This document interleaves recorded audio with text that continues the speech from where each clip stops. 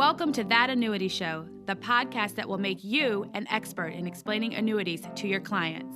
Give us 30 minutes each week and we'll shave hours from your client presentations. Now, here's your host, Paul Tyler.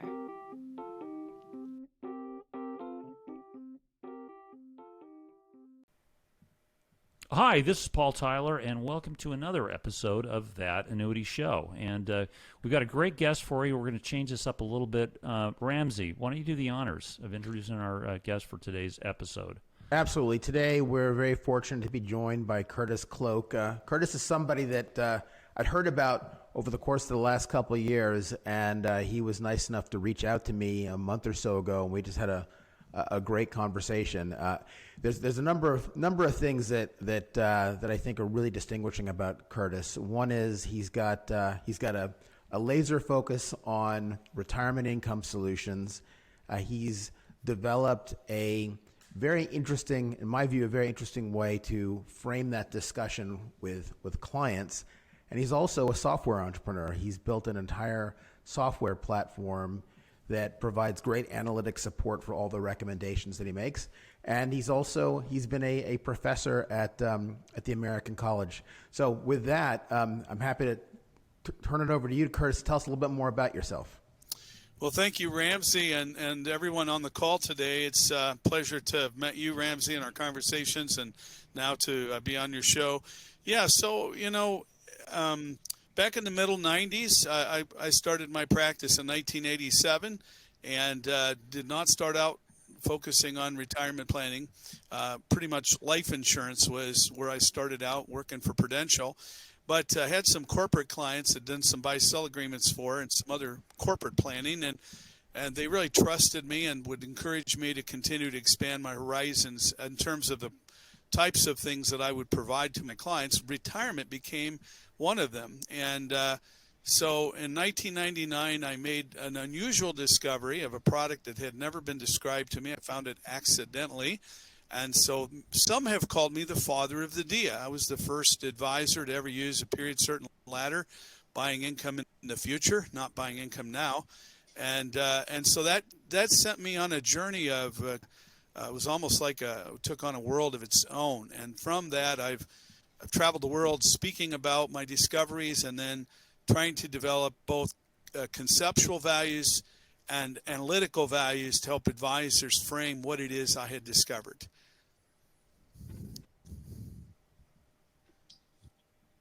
Okay, Curtis, and welcome. This is terrific. And just before we dive in here, I'll throw a couple questions around. Mark, big news, in the annuity world. Ohio National gets acquired. Complicated transaction. How do people think about it? And Curtis, add your perspective. Is this sort of like one company effectively, I guess, getting taken over? It sounds like it's getting turned into a runoff block. Is it anything more than a one-time event, or is it a sign of deals you think are going to come? Yeah, I think it's the sign of things to come. There's some intrinsic value to owning statutory risks from insurance companies, and it seems as though these annuity companies have some value or some interest in other types of companies buying them right now. Private equity groups certainly have been buying a lot of these types of entities, but we're seeing some interest even from long-term companies. There was a mutual deal on the table with Mass Mutual we thought was going to be American Equity. And I think that deal didn't happen or is maybe still in negotiations. But there's a lot of mergers and acquisitions going on in this space. And who would have guessed that, I know, Mark, you said you started out with MetLife years ago. I remember being called as 12 professionals around the country to Charlotte, North Carolina, with Bobby Samuelson and a group of the board members, what was now going to be known as Bright House, to talk about how did they transition from MetLife to Bright House. And I was kind of surprised by that. That was a little earlier on. And I just think this is, in fact, what we're going to start to see happen. And there'll be a lot of shifting of the sand here. Yeah, I tend to agree. I also think, Mass Mutual, I think they bought Great American, right? Keep me honest on that. And right. Some folks say that they were after the annuity platform with Ohio National. I think, one could assume they were in need of capital, and interest rate environments have been challenging. So I suspect we'll continue to see some consolidation. It's an interesting time. Yeah, and then let's see, Ramsey, you and I were on with another guest, Bruno Caron, on AM Best TV. That's out there. Why should people watch our clip? Well, I think it was just an amazing opportunity to be on the other side of the microphone. All right, for the first time in a while. So that was fun, and Bruno Caron has been just a terrific friend of the show, and I would argue to the financial services community with the book he wrote, Retire with Strength. He's been on the show here a couple times, so it was great to be able to go on to AM Best TV rather with Bruno and with John Weber to share our thoughts. Yeah, and Mark, we've been working a lot over this last month to really dive deep into digitally enabled sales with MIGAs. I mean, how do you think it's going? Yeah, I think it's going really well. I mean, definitely a big pickup in terms of the way that agents are interfacing with clients in a digital platform, and it's really interesting to see how they're adapting to this new world, if you will, and really picking up a lot of momentum in that space. Yeah, and Curtis, I don't know if you followed us, but we've built a super easy, slimmed down MIGA application process where you can take your emails, your texts, and you can send them to me and say, Paul, you want to buy the product? Here it is. You do it yourself, and you're still the you get compensated as an agent. It's just a different for agents who want to expand their digital practice. It's kind of opening up some new doors. So we're excited about this. I have not seen other companies in this annuity space. Curtis, have you seen anybody doing anything like this? We've actually been doing MIGAs for about 30 years. We got about $40 million in MIGAs on the books. We didn't do it digitally, I'll have to tell you. We started out doing 2 ads in the newspaper twice a week at $60 an ad. We probably average about $500,000 of new premium a month just with licensed assistants to do that, and a lot of that online application. The only experience that our firm has had is that one of the life IMOs that we work with on term insurance have created this digital platform and a whole team of folks similar to what you're describing with these MIGAs, where we send them, we got a link on our website and we send them to that spot, and there's a whole team of people once they get set up their quote that take over. I'm not sure I've seen others do a similar thing, though Ramsey has described this to me when we've had our conversations, like you're doing with the MIGAs, but it's certainly a natural for being able to do it that way, and obviously we have tremendous success as what I call low-hanging fruit.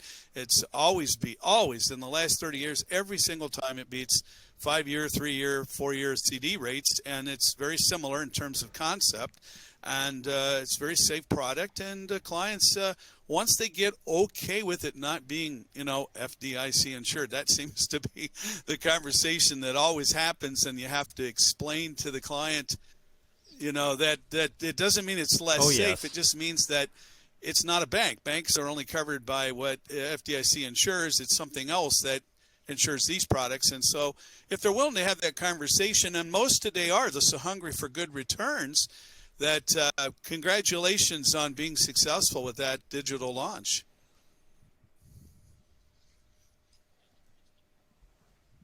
Yeah, well, thanks. Well, and also, listen, we're trying to push the envelope to figure out, what are some really interesting ways to make these complicated things more simple. So we'll get into the conversation, but we're playing around this weekend with augmented reality. How about explaining a ladder, how to explain what laddering is, right? But with a phone and virtual presentation. So anyway, if you haven't seen it, go to my LinkedIn profile and click on it. I threw up a crazy video of me at my kitchen table. I think a picture's worth 1,000 words at Yes, the best. I mean, exactly. There's nothing more simple to actually put together than a pictorial of ladder effect, whether it's MIGAs or in terms, different terms, or whether it's period certain SPIAs or DIAs. It's a pictorial that you narrate, and I suppose you could automate that digitally as well, but it's the pictorial that people understand.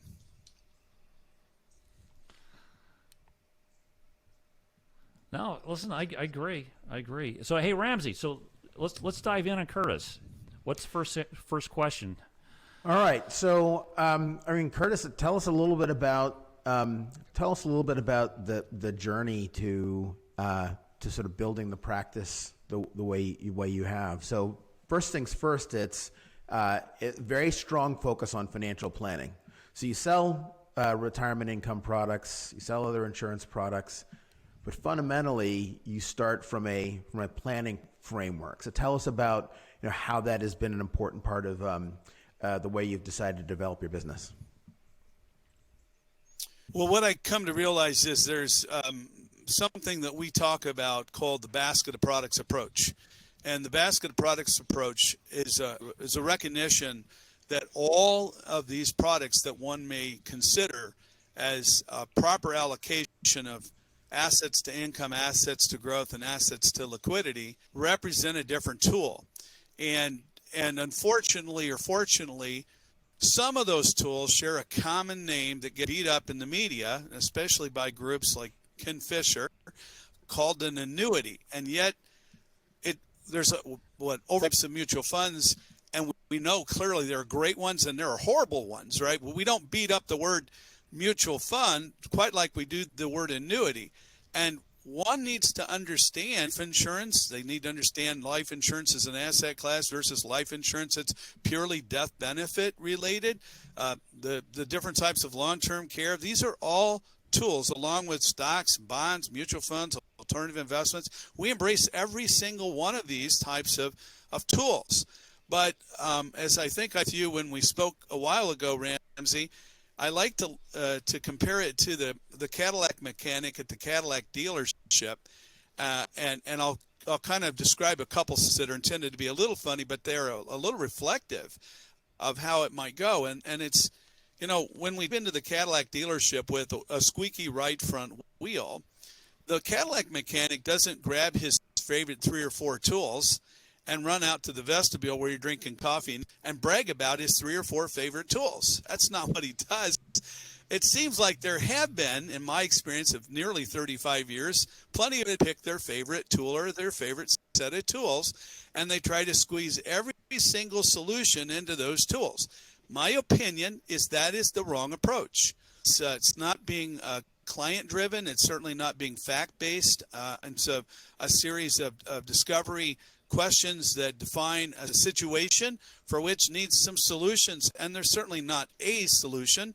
There are probable a number of solutions with maybe 2 or 3 best solutions with pros and cons. And until an advisor understands what each tool does, and there's multitude of dimensions of what they do. There's some things that they do for promises and guarantees versus none.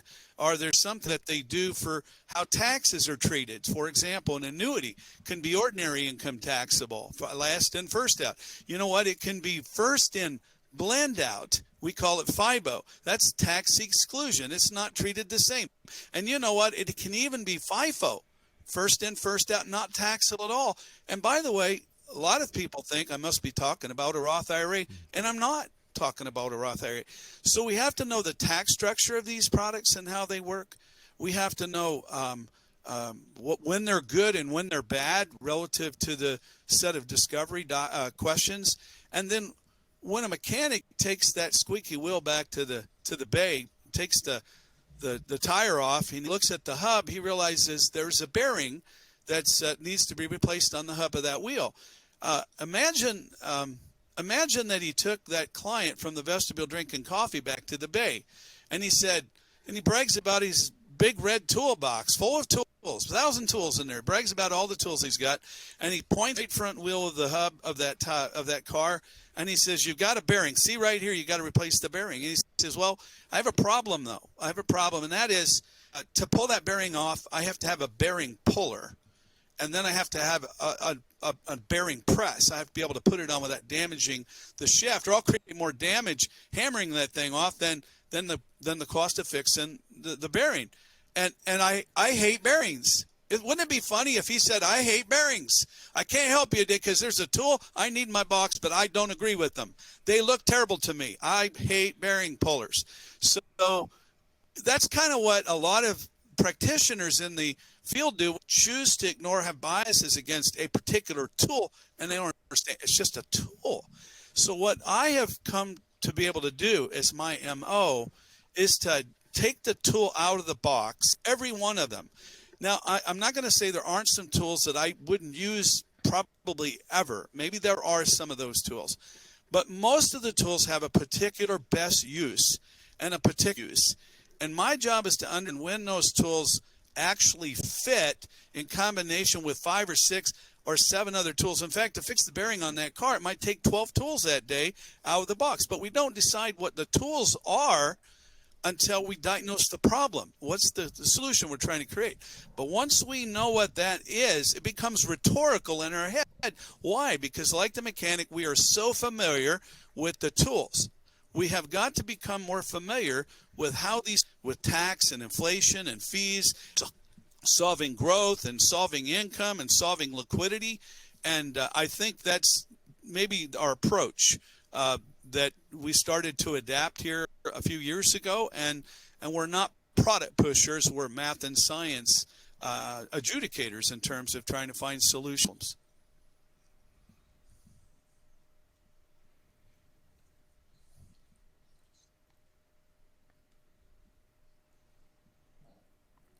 Math and science adjudicators. I like that.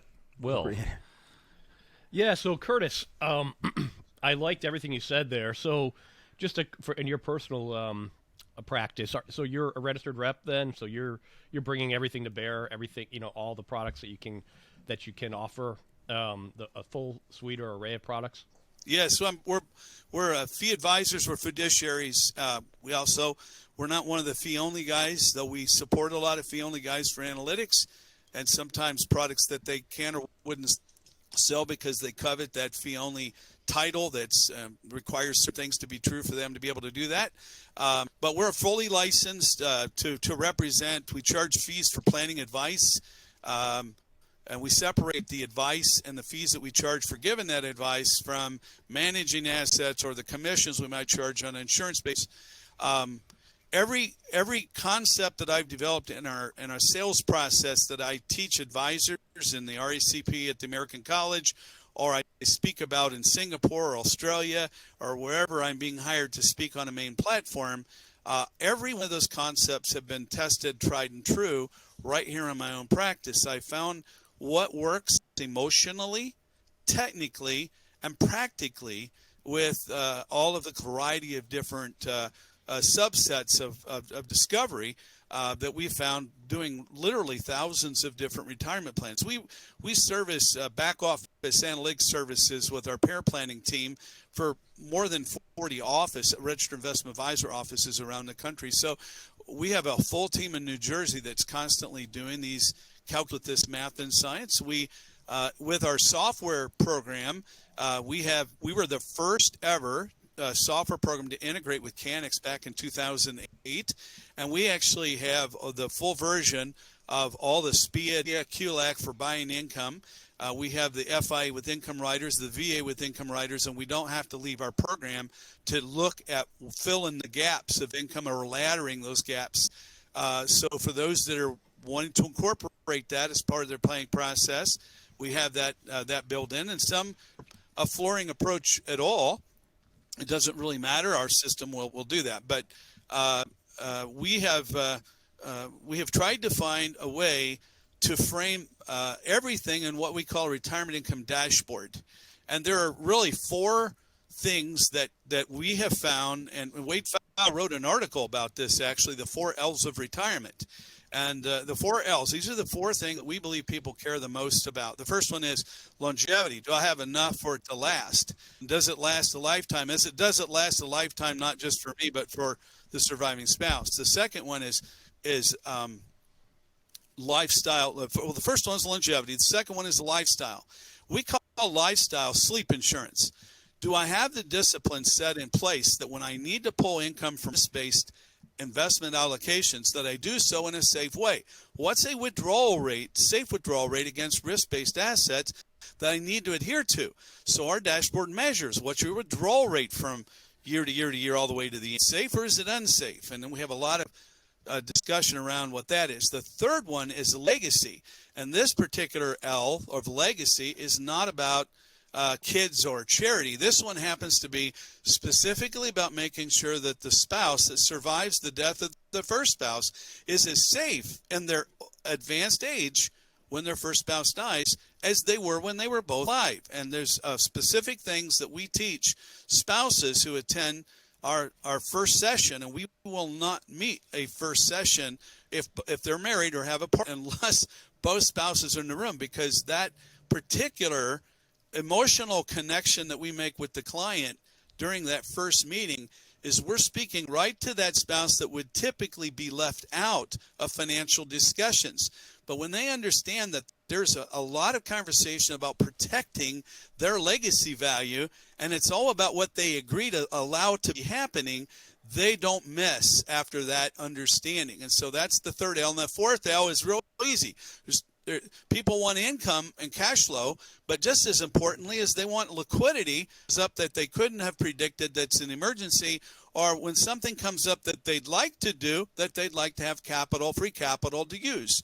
And so those are kind of the four measurements that we measure pictorially rather than numerically to our clients right out of the gate, and we can quantify and qualify those measurements very, very quickly in terms of what different styles of these products that we would formulate together that creates a picture of those things being safe or not safe. So it's really bringing the emotional, the analytic, and the pictorial together, and then using that emotionally with the client in the fact patterns that we show them to get them to better understand the difference. And when we're doing this, it's just like the mechanic. He doesn't really run out to the vestibule and tell him the 13 tools he's going to use to fix the car. You know, they drop it off the service manager. Somebody takes it back to the bay. He pops it up in the air. He takes the parts up, replace the parts. They run it through the car wash, put a little spray inside, and they slide into the Corinthian leather and listen to this Bose system as they drive down the road without a squeaky wheel. Nobody talked to them about any of the tools that they use. You know, well, that's what our clients want. They want to trust somebody important to them and what they're afraid of and what to fix. And there may be 2 or 3 solutions that are the battery that we've tested that we need to say, here's some pros and cons. If you had your pick, which of these pros and cons would you select? And then it's not done all that and showing them pictorially the differences between those different solutions. Have we ever talked about a single product to them? Now, there is in the solution when they say, yes, we're buying, we're doing and engaging all that with you, and there's probably 7 or 8 different accounts, different types of accounts that we'll be setting up for these clients to do their retirement plan. At some point, there are some compliance regulations where we have to tell them what it is and what the facts are and disclosure statements are, and they'll have to sign those. But I find that very few of our clients, our direct clients out there, really care what it is, as long as they know what it does. When they see what it does, as long as what it does is what it is they said they want it to do, and you can show them why something else would be inferior to that decision, they really give a lot less care about what it is. Make a big deal sometimes about what it is, and when we show them what it does, it really just doesn't matter.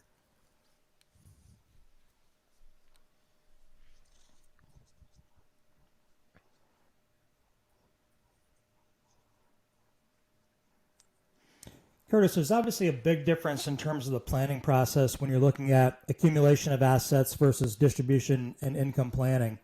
What are some of the big disconnects that you find that your clients have, as it relates to making that transition, where they might think they're on course, but in reality, there's a lot of things they need to adjust to get them there? Yeah, I think that, there's 2 types of planning. There's goal-based and there's fact-based. And if you're dealing with a 30-year-old that's, trying to create a vision for the future of what foundation of investment and insurance allocations he's going to lay down, that would be a pretty good goal-based way of going about it. But when you have a client that's coming to you a couple of years before they retire, you're pretty much in a fact-based pattern. And a lot of times these clients have perceptions about what their portfolio they've accrued and had accumulated over time has the ability safely to provide. And there's a disconnect sometimes because they're plugging in, to Fidelity.com on their iPad at their kitchen table, unreasonable levels of performance, not understanding the difference between the red zone, the reality that there's a big difference between distribution and accumulation when it comes to living on an income stream or an income flow. So I think one of the things that we spend a fair amount of time in that first educating them about is what's the real return, net of fee drag, tax drag, and inflation drag, to the S&P 500. And we've had a pretty good level of success keeping that as kind of low as possible in terms of not getting high in terms of the technical content, while getting average clients to understand. And when using the Thornburg Investment Real Return Studies, they've created a real good picture of those three fact patterns between nominal returns and real returns. And we show them that, it's something that 5 to 6% range, and that's without distribution. And so long-term growth rates over a period of time, even in the S&P 500, isn't the 12% Dave Ramsey was telling them in their Sunday school classes. That's probably one of the most difficult roadblocks that I have run into over the last 15 years as Dave Ramsey, and he's a good guy, and I think does a great job in talking about debt, but he convinced a lot of folks that nominal return S&P was a reality for average Americans return environment, and explain the difference between nominal returns, which is what we're talking about. 12% is the nominal return over a 30-year time frame of the S&P, but 5 and 6 is a more reality when you start adjusting it down for taxes, fees, and inflation. I think it's things that simplify the knowledge, and it's pictorial. It's coming in pictures, 1,000 words, that help consumers understand a pretty complex concept and yet rock their thinking in a way that says, well, if you were plugging in 8 or 9% at Fidelity.com at your kitchen table, would you like us to rerun the numbers for you? And what number would? Second part of this is don't back people into a corner of making a picking for them their answers. We work really hard to educate them with things like these charts that we show, the Dow Bar study, the investment real return are good examples of the pictorials that we show. But after we educate them, what we don't do is prescribe their answer. I think you ought to use X. We don't do that. Once we educate them, we say, now, would you change your answer? If they change their answer, that means they're coachable. That means they're going to listen, and we're having a meaningful impact on their knowledge base. If they're still convinced that an unsafe expectation is likely going to be okay for them, we as a firm choose to deselect the client because they're not going to be coachable with our experience and with our ability to educate them. And you know what? As soon as the market doesn't behave and they're doing things that are not safe and prudent based on disciplines we help our clients set down in the planning process, they're going to be a problematic client. And they're going to go from abundance to scarcity overnight. And so it's sometimes what we use to deselect a particular client in that first meeting as opposed to selecting them.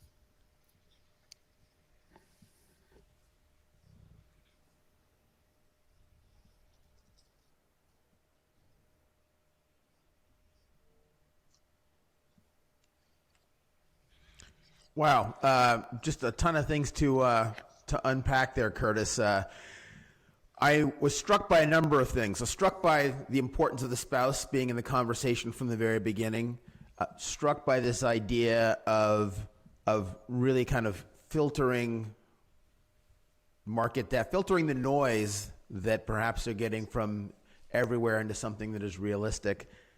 And the one thing that must sort of coexist with all this is a certain amount of patience on your part. This sounds like a process that is some number of meetings. Like, what does the customer journey look like? Somebody comes into your practice, and it sounds like they could go through all this and ultimately get deselected at some point. But what is the how many different meetings do you have to get to this level, this epiphany of, one, whether or not the client is going to stay, and two, whether or not you've gotten them to the right place? It's one meeting to get that decision made, and it's usually a 45-minute presentation that we worked with some PhD adult education experts, and we tested over 5,000 slides for a 32 first meeting slide deck to decide what pictorials, what information was most cognitive and understandable with the client process, and what order would we place them. We also decided what was the limited amount of content that we had a chance of being able to produce in 45 minutes that they could understand, that wouldn't be jumbled, and then we'd leave time for questions. So the meeting, we booked 90 minutes for meeting one. At the end of meeting one, we're making a very easy decision based on their feedback and their expectations, whether they're a client for us or not. And we will tell them on the spot, hey, if we sense that they're going to be somebody that is not going to be coachable and they got a belief on something that's not going to be aligned our values in terms of safety and protecting expectations, we just say, we're not for everybody and not everyone is for us. And given, I think, your portfolio and your expectations today, we're probably not the best fit. However, there's a couple of my colleagues here in town. They're really good. Let me introduce you to Gene or Robert. And you can see this one over on Agency Street, this one over in Division Street. And there's a lot of others to pick from here, but I just don't think this is a good fit. Now, I will tell you that happens less than 1% of the time. When you give good content that's very understandable, it's down to the consumers that are the most stubborn, can be moved by good content. And by the way, we've automated this for advisors where they can just play the video that I'm doing for them directly to the consumer. I'll never forget, I had a guy by the name of Ron in Ohio, and he was afraid to try to do this himself. Well, just play the video and just pause the video for the questions in the segment, and then close with whether you're going to keep them or not, and close with what your fee is if you move forward with discovery. And he texted me every day for 4 days. He goes, I closed them in the fourth day. I've closed 4 in a row. I've never closed 4 in a row. I've been in business 30 plus years. And so, not to say we're not still trying to find a way to improve this as knowledge and content improves over time. But that's meeting one, and we're off to the rate of the documents we need for discovery. And the second meeting, we're only doing discovery of their income and asset household balance sheet items, and their goals and their objectives, a variety of those types of questions in discovery. And then we assign that work then to our analytic back office, who then will schedule a meeting a couple weeks out from that because they'll have time to test. I mean, there's literally hundreds of tests of should they Roth convert or not? Is it do they need life insurance to protect the 10 years? If they're 10 years out, if one of them died, they wouldn't have accumulated all the assets that they would need, because there's both spouses are contributing equally to the future savings of their retirement plans. All the tests will be done, and then we will present the best 2 or 3. Again, you could show them 5 or 6, but if you show too many, I think it confuses the client. You create inaction, and we're trying to create decisive action with confidence. So we identify the best 2 or the best 3. We show the pros and cons. We have a very unique way that our software helps us pictorially, and usually, not every time, but usually clients can decide in that third meeting. So that's where we present the numbers, and those the dashboard is where we do that. Sometimes they hold back on you in discovery, and you show them such good data, they become so curious with, well, I wonder if this really could work for me. And then they suddenly start about that $300,000 account with that broker they didn't want you to know about.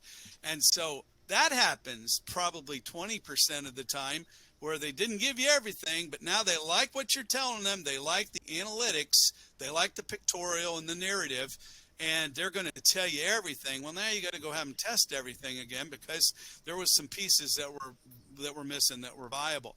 But it's usually 3-meeting process. We book each of those meetings for an hour and a half, and we don't always need an hour and a half, but we try to, we've been honing that process for a long time. And quite frankly, over time, as good as digital technology is becoming, I think a lot of that could be done over time digitally.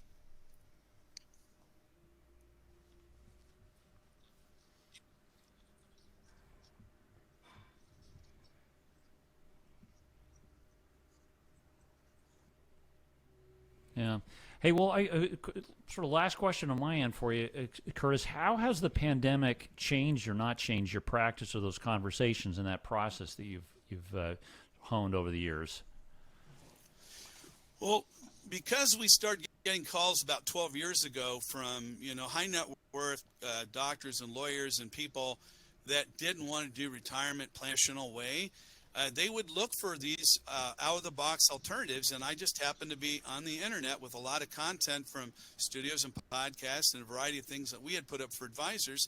And we suddenly started getting phone calls from these pre-retirees that have a fair amount of wealth. And we couldn't get on an airplane every time that happened, a couple times a week, and make any money going out to see them, especially if they said, no, thanks, but no thanks, thanks for the information. So we had to get really good at doing this virtually 12 years ago, which we did on GoTo for a very long time. About 4 years ago, we moved to Zoom, and just so happens we were on Zoom when the pandemic hit. But we have, I would say, even ramped up our ability virtually more and more with senior clients. Why is that true? We have a lot of senior clients with those MIGAs we talked about earlier in this podcast. And we had, obviously, the clients that live here within driving distance of our office had always come to the office. I couldn't believe that we were having conversations with 80-year-olds on Zoom during the pandemic, because we were all kind of locked down, and teaching them how to push this and punch that. And they actually did it. And they actually enjoyed the experience. Not everybody, but we actually got to do work where they would come to us or we'd come to them, and they would be safe at home. And so I'd say it's improved. But the good news is for us, we were already prepared for doing the virtual adaptation to this style of selling and servicing our clients, and it's better.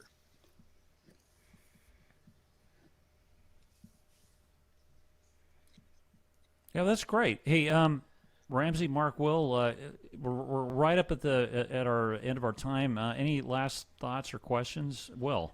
No, Curtis. So a ton of helpful insights and information on your practice and how you've built it, and the success you've found. So really appreciate you sharing it. I hope listeners, I think, will take a lot from this. Yeah, Mark. Yeah, yes, Curtis. Any advice you'd give newer agents just starting off? I know, how you got into the industry was somewhat by accident, and you had a great mentor that led you into it, who I think was your agent at the time. Any advice you'd have for newer folks coming in to kind of get to the level of success that you're enjoying? Yeah, there's two. One is, no matter how old we get or how much business that we have elevated ourselves to, I think we always need a mentor that's speaking into us and improving our lives and challenging some of the areas of weakness in our practices. A good doctor needs a doctor. A good lawyer needs a lawyer. A good financial advisor actually needs a financial advisor. We do about 25 retirement plans for other financial advisors, set of eyes on their stuff. And that's been a growing trend that we've seen over the years that we've gotten more known in the industry. And so it's always having somebody that can build into you. So the younger advisors need to embrace these study groups and these the more experienced advisors in terms of knowledge and sharing with them what worked and didn't work to save them time. And then I think that as well as having somebody feed into us, all of us need to be able to feed into somebody else, need to be contributing in the same way as those that are receiving. And I think that's a really important factor. And education. I'm a self-educated, always taking on more. It doesn't matter how much I learn. I find that there are things out there that I didn't even know that I didn't know, but I thought I did. And that's where we make the biggest blunders or the biggest mistakes or harm to our clients. And so just realize that the education Sometimes it's a waste, but more often than not, we'll find a nugget or two that we can take away from virtually everything we see, hear, or attend, and make diamonds out of that content. So.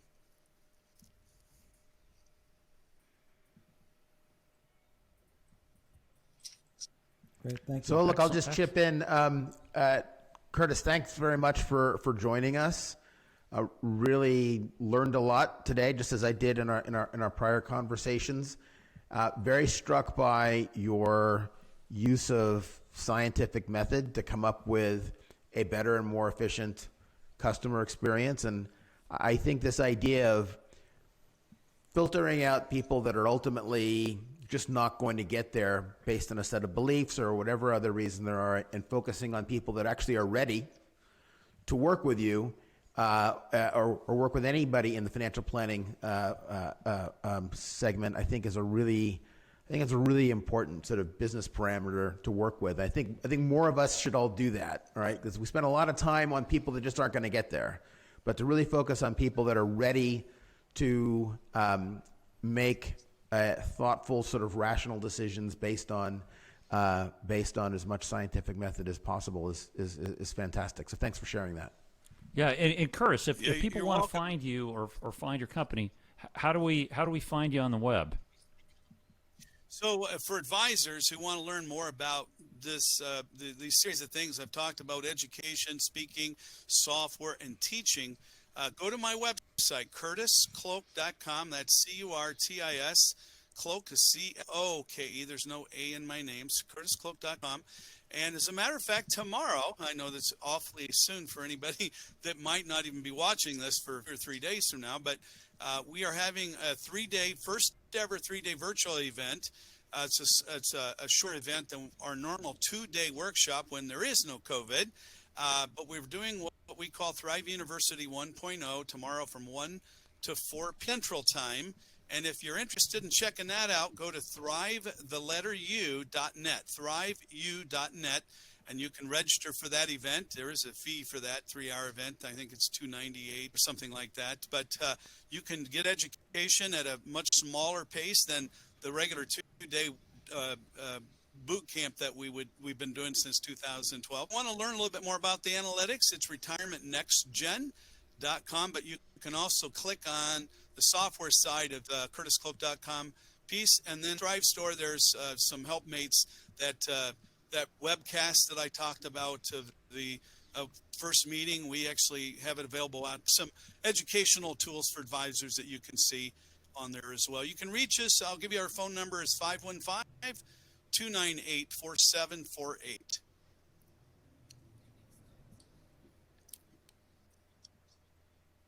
Excellent. All right. Hey, listen, Curtis, thanks so much. Mark, Ramsey, Will, thanks for your time. And all you listeners, thanks so much. We've got another sponsor coming on, which we're excited to talk about at a later time. But again, give us feedback on guests, topics, subjects, and thanks for sharing your time with us today. Thanks, everybody. Great. Okay, great. Now, Thanks for listening. If you've enjoyed the show, please rate and recommend us on iTunes, Stitcher, Overcast, or wherever you get your podcasts. You can also get more information at thatannuityshow.com.